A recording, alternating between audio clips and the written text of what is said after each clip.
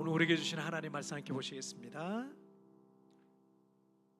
오늘 우리에게 주신 하나님 말씀은요, 로마서. 로마서 오늘 5번째 시간이죠. 로마서 5장, 로마서 2장.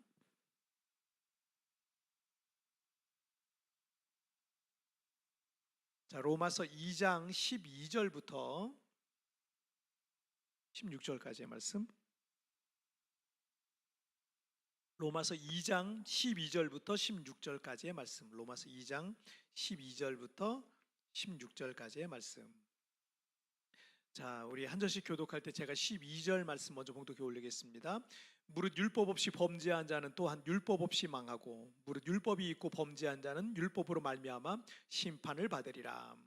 하나님 앞에서는 율법을 듣는 자가 의인이 아니요 오직 율법을 행하는 자라야 의롭다 하심을 얻으니, 율법 없는 이방인이 본성으로 율법의 일을 행할 때에는 이 사람은 율법이 없어도 자기가 자기에게 율법이 되나니, 이런 일들은 그 양심이 증거가 되어 그 생각들이 서로 혹은 고발하며 혹은 변명하여 그 마음에 새긴 율법의 행위를 나타내느니라. 다 같이요.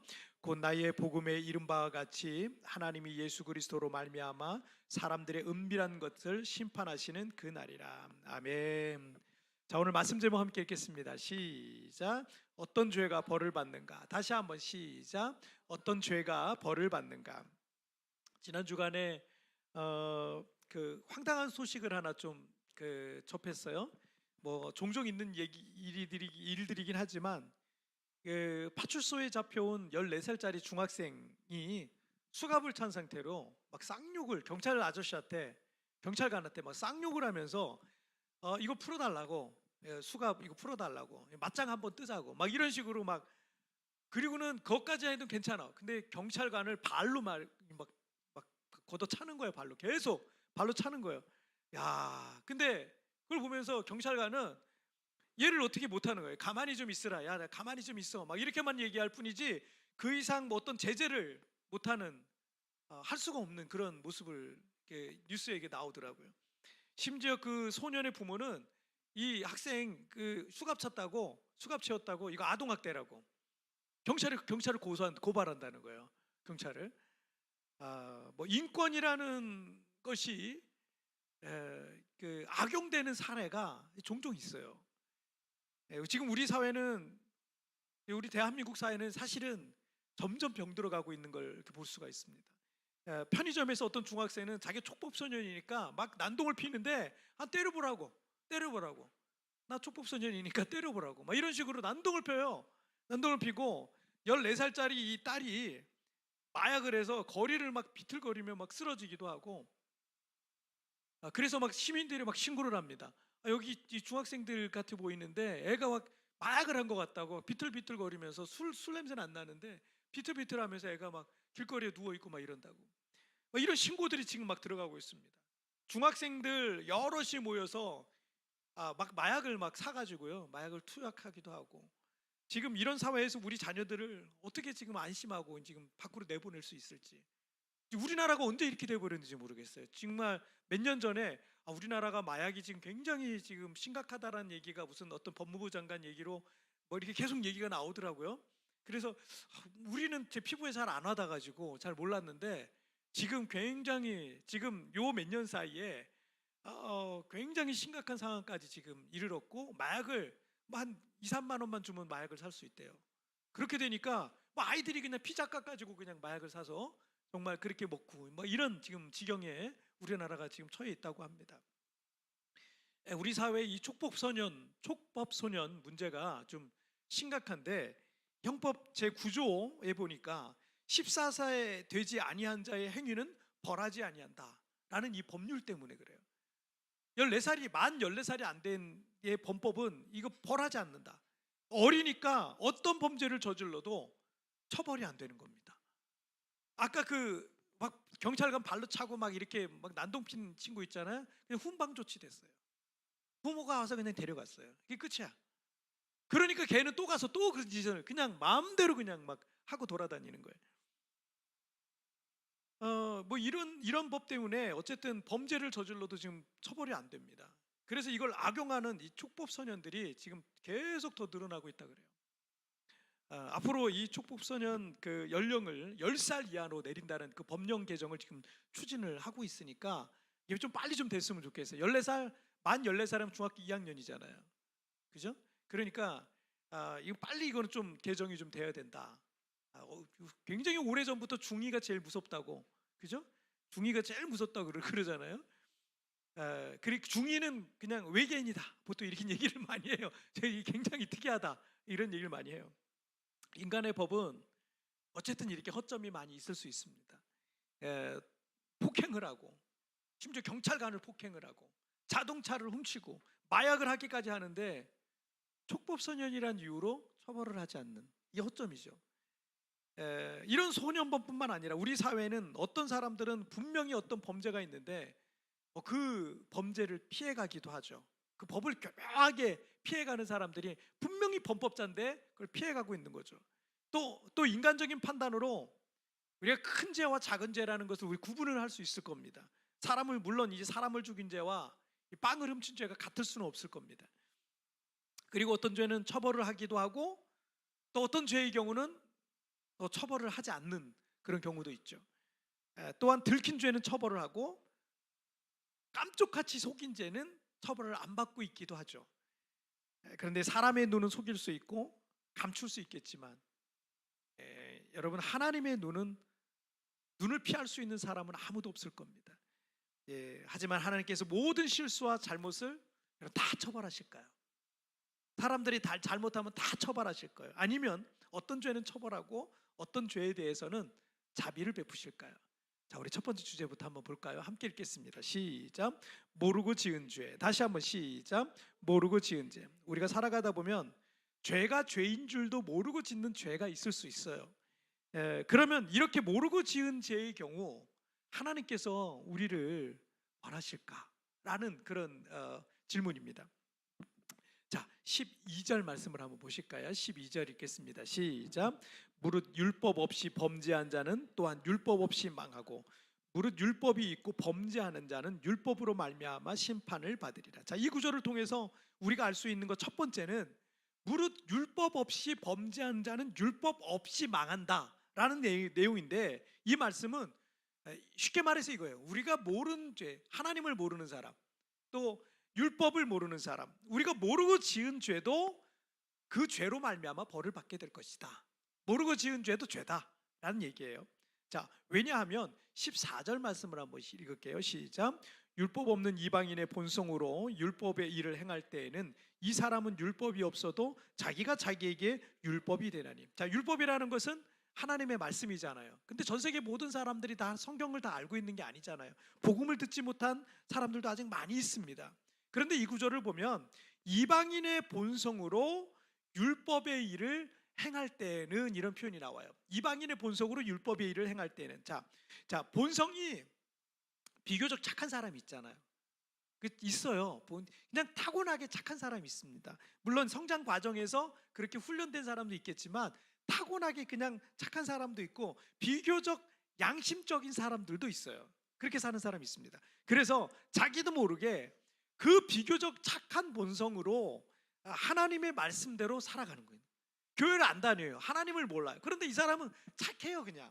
그래서 그냥 하나님의 말씀대로 그 말씀을 지키면서 그렇게 살아가고 있다라는 얘기죠. 자, 15절 말씀도 한번 볼게요. 시작. 이런 이들은 그 양심이 증거가 되어 그 생각들이 서로 혹은 고발하며 혹은 변명하여 그 마음에 새긴 율법의 행위를 나타내느니라. 자, 14절 말씀에 이방인의 본성이라는 것을 15절에서는 양심이라고 해요. 양심. 자, 양심은 뭐예요? 그 사전적 정의는 도덕적 가치를 판단하여서 옳고 그름, 선과 악을 깨달아 바르게 행하려는 의식, 이게 양심이다라고 말하고 있어요. 자, 이런 도덕적 기준은 오직 사람에게만 있습니다. 우리 선조들도 하나님을 몰랐잖아요. 하나님을 몰랐음에도 불구하고, 제가 지난주인가 지지난주에 말씀드렸잖아요. 하나님을 몰랐음에도 사람이 그러면 못 써, 이런 얘기를 자녀들에게 가르치면서 살아오셨어요. 하나님을 모르는데도 뭐가 옳은지 뭐가 그른지 어떤 도덕적 기준이 있다는 얘기죠. 동물들은 이런 도덕적 기준이 없습니다. 동물들에게는 이 도덕성이 없어요. 도덕적 기준이 없어요. 동물들은 그냥 본능과 본성에 따라 살지 도덕성이라는 거, 선과 악이라는 기준이 아예 없습니다. 왜 사람에게만 이런 도덕성, 선과 악, 또 옳고 그름, 이 양심 이런 기준들이 있겠습니까? 그것은요, 우리 사람이 하나님의 형상으로 지음받았기 때문에 그래요. 하나님의 형상을 영어로는 이미지 오브 갓이라 그래요. 이미지 오브 갓. 예를 들어서 저희 아들하고 딸이 있는데, 우리 아들 딸이 어릴 때 이렇게 딱 태어났는데 둘이 닮지 않았는데 이미지가 닮았다 이런 얘기를 해요. 닮지 않았는데 이미지가 닮았다. 이 얘기는 뭐냐면 얼굴이 똑같지 않아도 그 사람을 보면 그 사람 속에서 누군가가 보여지는 거예요. 우리가 이미지 오브 갓, 하나님의 형상이라는 건 사람들이 그러니까 우리를 보는데, 크리스찬들을 보는데 볼 때 우리 안에 뭘 느껴요? 하나님을 자꾸 느끼는 거예요. 저분 보면은 교회 다니는 사람 같아, 하나님 믿는 사람 같아, 이런 게 보여져야 된다는 거예요, 사실. 그리고 모든 사람들을 보면 사실 그들도 다 이미지 오브 갓, 하나님의 형상이 그들 안에 있어요. 자, 요한복음 4장 24절에 보면은 하나님은 영이신이라는 표현이 있어요. 즉 하나님은 물질적인 분이 아니시기 때문에 우리 눈으로 식별할 수 있는 분이 아니고요, 손으로 만질 수 있는 그런 물질적인 존재가 아니십니다. 그래서 우리를 하나님의 형상으로 지으셨다라는 것 안에는 우리를 모든 피조물들 중에 유일하게 하나님을 닮은 어떤 존재로 지으셨다? 영적인 존재로 지으셨다라는 거예요. 우리가 그래서 우리가 영혼이 있는 거예요. 그래서 영적인 존재로 우리를 지으셨다는 거예요. 동물들 속에는 영이 있어요, 없어요? 없어요. 왜냐, 하나님의 형상이 안 들어갔잖아요. 그렇기 때문에 동물들 속에는 하나님께 영적으로 반응할 수 있는 영이 없는 거예요. 영적인 센서가 없는 거예요. 영적인 센서. 근데 우리 인간은 영적인 것에 반응할 수 있는 기능이 우리 안에 내재되어 있는 거예요. 우리 집사님들 차에 보통 블루투스 기능이 있을 거예요. 블루투스 기능. 그 블루투스 기능이라는 게 뭐냐면 핸드폰이 블루투스가 되잖아요. 근데 차에 블루투스 기능이 있어야 돼. 그래야 둘이 연결해서 음악도 듣고 뭐 이것저것 그 스피커를 통해 들을 수 있는 거예요. 근데 제가 지금 타고 있는 제 승용차에는 그게 없어요. 블루투스 기능이 없어요. 없어가지고 제 전화기는 블루투스가 돼요. 근데 이걸 아무리 연결하려고 해도 돼요, 안 돼요? 안 돼요. 그게 안 되는 게 커넥티가 안 되는 거예요. 블루투스가 없어가지고. 한쪽이, 여러분, 하나님이 영적인 존재시잖아요. 우리가 영이 있잖아요. 그래서 우리가 영적인 것에 반응할 수 있는 거예요. 사람만, 동물은 안 돼요. 동물은 영이 없기 때문에, 하나님의 형상으로 지음받지 않았기 때문에요. 자, 하나님의 형상으로 지음받았다는 것에 또 다른 이미지가 하나 있어요. 그게 뭐냐면 하나님은 거룩한 분이시잖아요. 그래서 우리 인간은 하나님의 거룩을 닮았어요. 그 거룩이 뭐예요? 그 거룩 안에 있는 게 뭐예요? 도덕, 선과 악, 옳고 그름, 이런 것을 분별하라고 하는 의식, 다른 말로 하면 뭐예요? 양심이라는 게 들어가 있는 거예요. 양심. 자, 물론 우리는 아담의 범죄 이후에 우리 인간은 타락했기 때문에 원죄라는 것을 가지고 태어납니다. 원죄라는 것을 가지고 태어났기 때문에 여러분, 우리의 양심은 사실 병들었어요. 하나님이 최초에 만드신 그 양심과는 달라요. 병들었고 때로는 정상적인 기능을 하지 못하는 경우가 종종 있습니다. 정상적인 기능이 안 되는 거예요. 하지만 우리를 거룩하신 하나님의 형상으로 지으셨기 때문에 그 양심의 기능이 우리 안에 여전히 작동하는 거예요. 아무리 나쁜 사람도 그 안에 양심이란 기능이 자꾸 작동을 해요. 그리고 우리가 예수님을 믿게 되면 성령님이 늘, 거룩하신 성령님이, 거룩할 성자잖아요. 그 성령님이 우리 안에 늘 계시잖아요. 그러면 이 양심이라는 게 더 활발하게 이게 기능을 하는 거예요. 더 활발하게 작동을 하게 돼 있습니다. 하지만 모든 인간은 하나님의 형상으로 지음받았기 때문에 예수님을 모르는 사람들, 하나님을 알지 못하는 사람들까지도 다 뭐가 있어요? 양심이란 것이 여전히 존재한다라는 거예요. 자, 그래서 오늘 본문 로마서 2장 14절과 15절에서 말씀하시고 있는 바와 같이 그 양심이 뭐가 된다? 증거가 된다라고 말씀하고 있어요. 사람들은 양심에서 벗어난 일을 하게 되면 그 사람의 양심이 그를 책망합니다. 야, 너 그렇게 살면 안 돼. 사람이 그러면 못 써. 너 어떻게 너가 그럴 수 있니? 라고 하면서 자신의 양심이 스스로 책망하는 거예요. 양심이 증거가 된다. 스스로 책망하는 거예요. 그래서 그 양심 때문에 범죄를 맡기도 하고요. 죄질 걸 맡기도 하고 또 선을 행하기도 하고 그러는 겁니다. 하지만 그 양심의 소리를 무시하면 어떻게 돼요? 그러면 범죄로 이어지게 되는 거예요. 없는 일을, 양심 없이 그냥 양심을 무시하는 일을 하게 되는 겁니다. 자, 그래서 15절에서 이 양심을 뭐라고 말씀하고 있냐면 그 마음에 새긴 율법의 행위라고 말하고 있는 거예요. 그 마음에 새긴 율법의 행위. 그래서 우리가 짓는 대부분의 죄들은 하나님을 모른다 그래도 우리가 짓는 대부분의 죄들은요, 모르고 짓는 죄가 거의 없다라고 봐요. 말씀을 몰라도, 성경을 몰라도 모르고 짓는 죄 거의 없어요. 죄인 줄 알면서 짓는 거예요. 물론 성경을 모르는 사람들은 구체적인 하나님의 말씀을 모르기 때문에 성경 속에 나와 있는 그 내용들에 대해서 죄가 죄인 줄 모르고 지을 수도 있을 겁니다. 하지만 일반적인 모든 부분에서는요, 우리의 마음과 양심이 우리를 책망해요. 너 그렇게 살면 안 된다고. 너 양심도 없니? 라고 책망을 합니다. 그리고 또 때로는 격려하는 거죠. 때문에 사람이 양심껏만 살아도 하나님의 뜻에 근접한 삶을 살아갈 수 있다는 거예요. 그래서 여러분, 교회 안 다니는 사람 중에 굉장히 양심적인 분들이 계세요. 이런 분들 보면요, 교회 안 다니는 사람보다 때로, 아니 교회 다니는 사람보다 때로 더 훌륭하게 살아가는 분들도 때로 있다는 거예요. 그 양심이 말해주고 있는 대로 그냥 그분은 그렇게 가는 거예요. 그런 분들이 교회 다니면 정말 정말 믿음 예쁘게 자랄 그런 분들이겠죠. 자, 그래서 여러분, 모르고 지은 죄도 뭐가 된다? 죄가 되는 거예요. 거기에 하나님의 심판이 있다는 거예요. 왜냐하면 어떤 사람이 어느 정도 양심껏 산다고 해도 우리 인간은 어느 누구도 완벽하고 완전하고 온전하고 거룩하지 않기 때문입니다.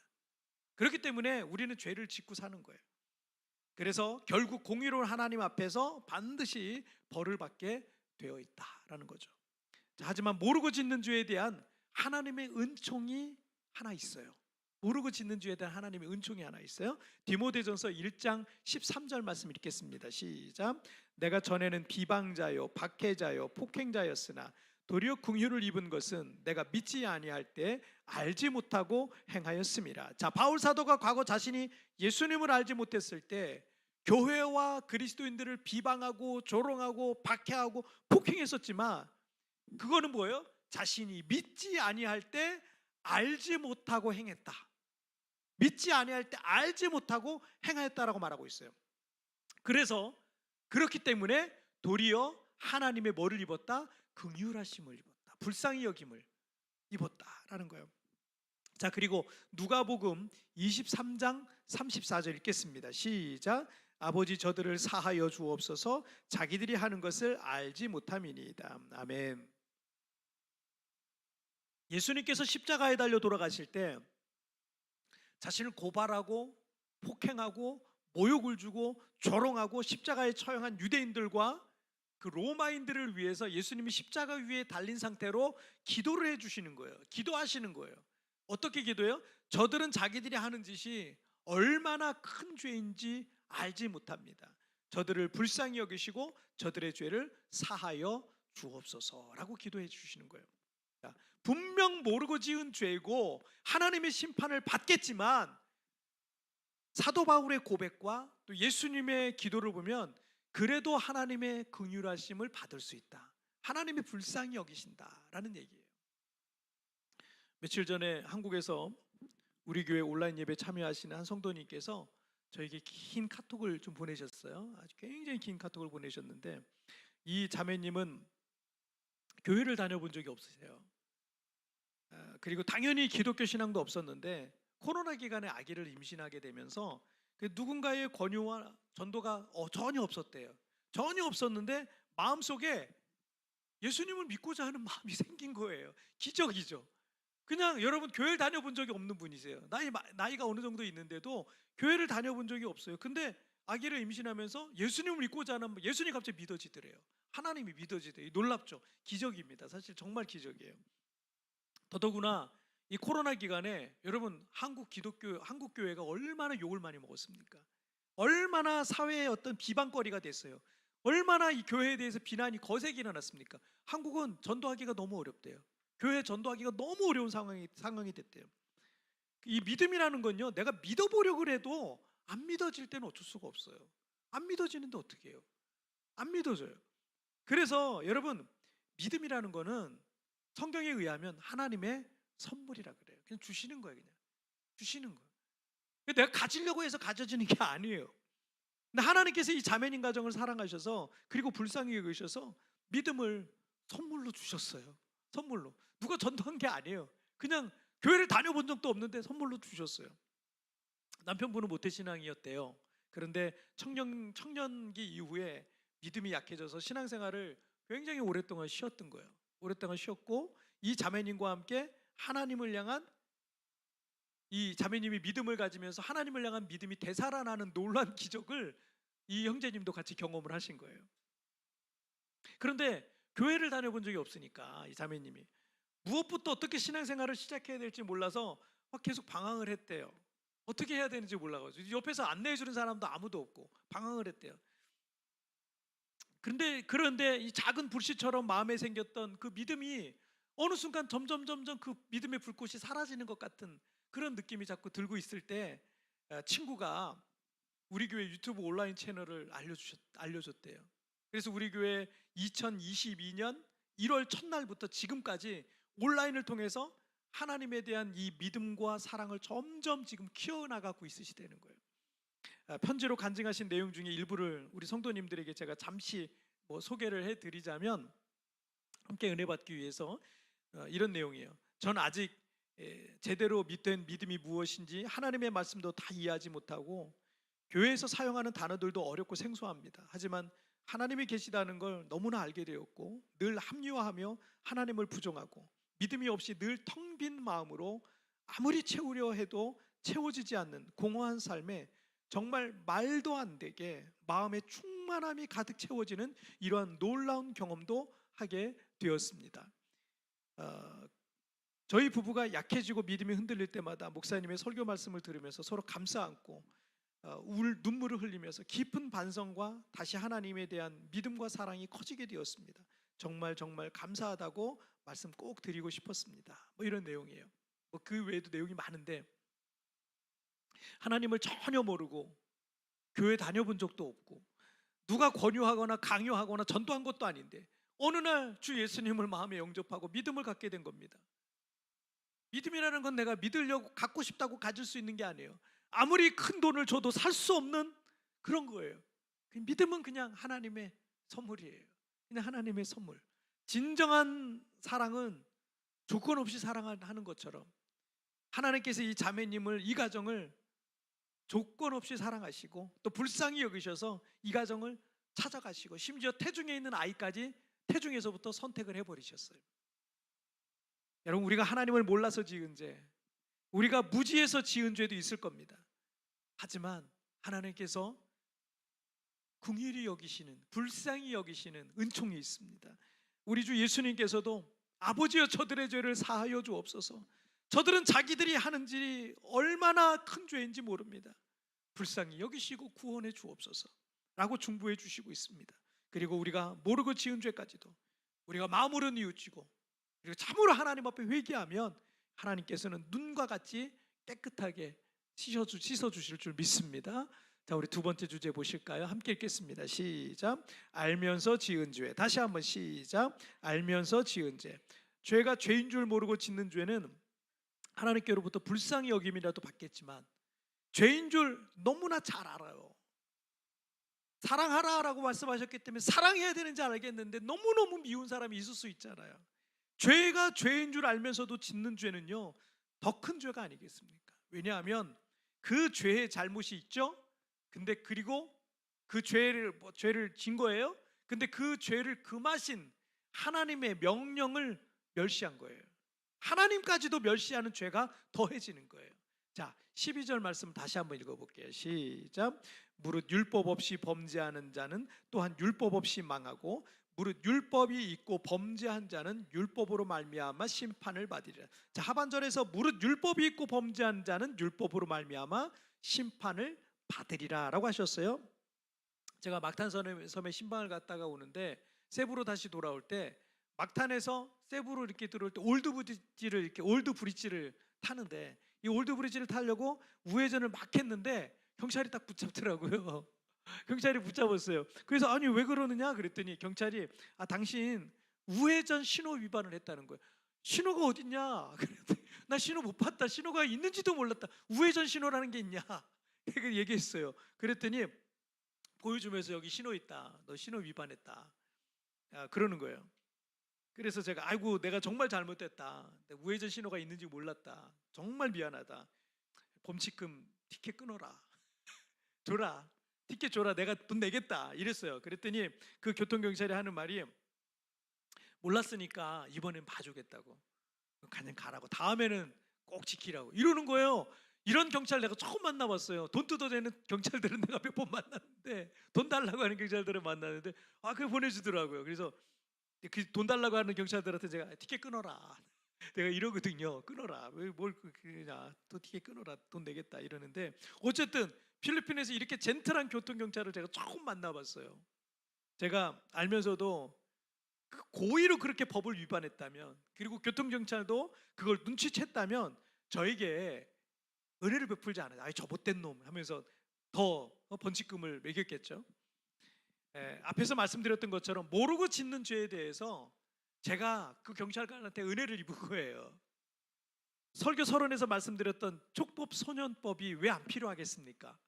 아직 뭐 철없는 미성년자가 어떤 어린 소년이 잘 몰라서 어리숙해서 미숙해서 그런 실수를 했다면 여러분 그 어린 나이에 감옥 가고 그러면 얼마나 불쌍해요. 그 인생이 끝나는 거 아니에요. 그에게 다시 한번 기회가 필요하겠죠. 필요합니다. 하지만 그게 나쁜 짓이라는 것을 너무나도 잘 알면서 오히려 이 촉법 소년법을 악용하는 아이가 있다면 그런 아이들에게 관용은 도리어 그 아이의 인생을 더 망치는 거예요.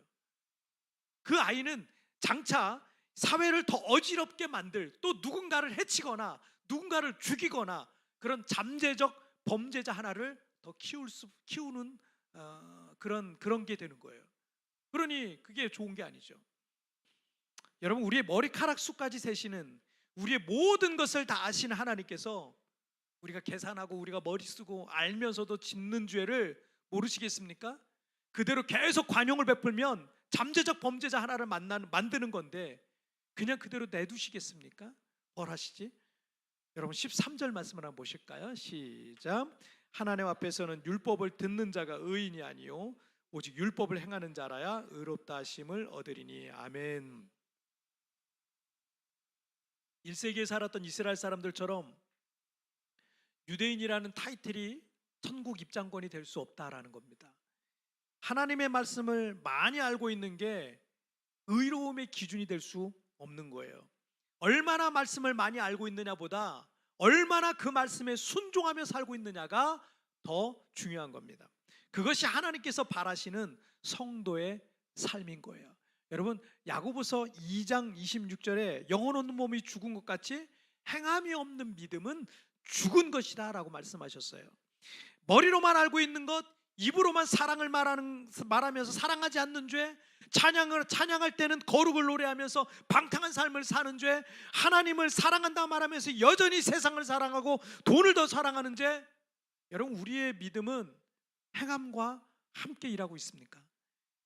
아니면 말뿐인 머릿속에 갇혀있는 부실한 믿음 혹은 병들었거나 죽은 믿음입니까? 여러분 우리의 믿음과 믿음 생활이 힘이 없는 이유, 능력이 나타나지 않는 이유, 교회 생활이 재미없는 이유, 그 이유는 우리가 하나님 말씀대로 행하지 않기 때문에 그래요. 순종하지 않기 때문에 교회 생활이 별로 흥미가 없는 거예요. 재미가 없는 거예요. 그래서 생각으로만 하나님을 믿는다고 하면서 하나님의 능력이 삶 속에서 경험되어지지가 않고 있는 거예요. 여러분 근데 믿고 그대로 한번 해보세요. 믿고 그대로 하면요, 거기서 하나님의 능력이 나타나요. 하나님의 살아계심이 삶 속에 막 경험되어지고 하나님의 역사가 경험되어지는 거예요. 어제 우리 교회 집사님이 기쁘고 감사한 소식이라고 제게 카톡을 하나 보내주셨어요. 우리 집사님이 한국에 계실 때부터 전도 대상자로 품고 계셨잖아요. 그죠? 제가 우리 같이 그 온라인으로 기도회 하면서 우리 집사님이 그런 품고 있다라는 걸 좀 알고 있었는데, 근데 그분에게 우리 교회 유튜브 채널에 굿모닝 체프를 우리 집사님이 계속 보내주시는 거예요. 여러분, 이게 별거 아닌 것 같아도 매일 누군가에게 이거 빠지지 않고 이게 꾸준하게 뭐 보내주는 거 되게 어려운 거예요. 아침마다 그거 보내주는 거 굉장히 힘든 겁니다. 우리 집사님 그걸 계속 하셨어요. 하지만 우리 집사님께서 그렇게 매일 말씀을 보내시는 것은 우리 집사님 마음속에 뭐가 있어서 그래요? 말씀에 대한 믿음이 있기 때문에 그래요. 나는 능력이 없어도 말씀에 대한 믿음이 있는 거예요. 하나님의 말씀은 살았고 운동력이 있어서 날선 어떤 것보다도 예리해서 영과 홍과 및 관절과 골수를 찔러 쪼개기까지 하며 우리의 모든 생각을 아시는 그 하나님에 대한 말씀에 대한 그 믿음이 있기 때문이에요.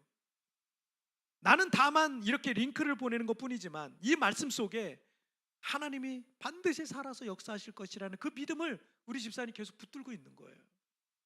그런데 그 친구분이 그 지역에 있는 교회를 나가시게 됐어요. 그리고 교회 등록을 하셨어요. 이번 부활절 때 세례 받으셨대요. 우리 집사님 너무 행복하셔가지고 전도 한 명을 영혼을 전도했잖아요. 근데 이분 한 명만 전도한 게 아니에요.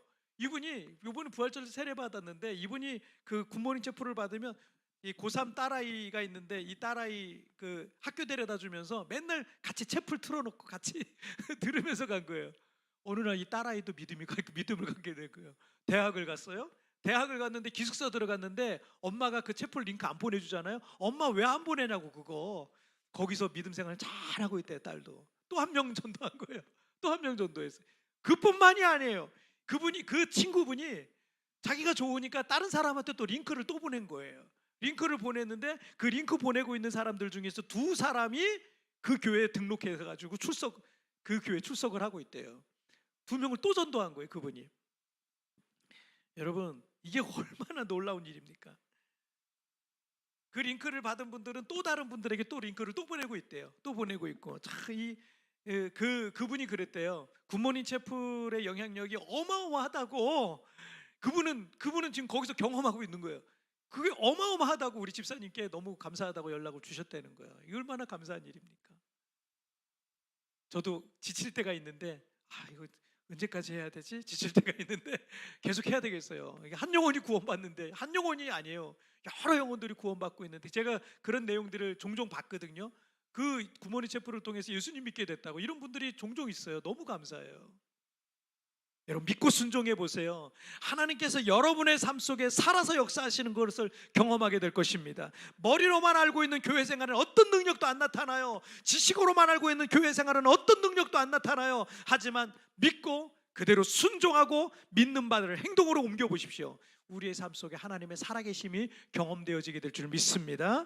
야고보서 4장 17절 말씀 읽고 마칠게요. 시작. 그러므로 사람이 선을 행할 줄 알고도 행하지 아니하면 죄니라. 하나님의 말씀을 듣기만 하고 머리에 지식으로만 갖고 있는 것, 알고만 있는 것, 즉 선을 행할 줄 알고도 행하지 아니하면 그게 뭐다? 죄다. 하나님 앞에 큰 죄다. 알면서도 죄를 짓고 사는 거예요. 하나님께서 우리를 선택하시고 하나님의 뜻과 말씀을 알려주신 것은 정말 큰 복입니다. 하나님의 뜻대로 순종하며 살아가는 여러분 참된 그리스도인이 되시기를 주님의 이름으로 축복합니다. 자, 오늘 말씀 정리해 볼게요. 오늘 두 가지 말씀 나눴어요. 함께 읽겠습니다. 시작. 모르고 지은 죄, 알면서 지은 죄. 자, 어떤 죄가 벌을 받아요? 둘 다. 모르고 지은 죄, 알면서도 지은 죄. 다 둘 다 죄를 받아요. 오늘 찬양을 한 곡 같이 드릴 텐데 삭개오의 노래라는 찬양이에요.